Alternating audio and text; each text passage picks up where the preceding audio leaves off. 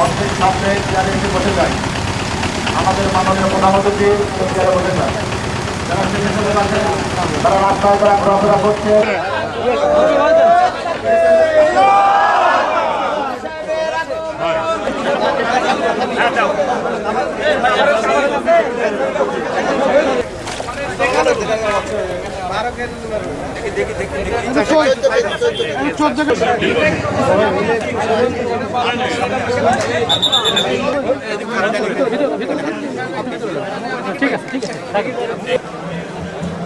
সম্মানিত প্রধান অতিথি যখন আসন গ্রহণ করবেন,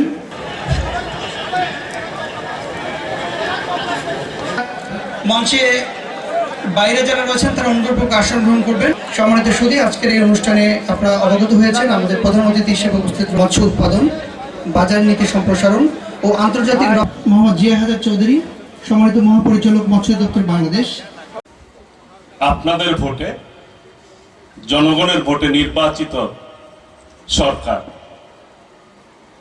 আল্লাহ রহমতে মানুষ চিন্তাও করে নাই। নির্বাচনের পূর্বে যে বক্তৃতা দিয়েছে, ওয়াদা করেছে, প্রত্যেকটি ওয়াদা কিন্তু বাস্তবায়ন শুরু হয়েছে না।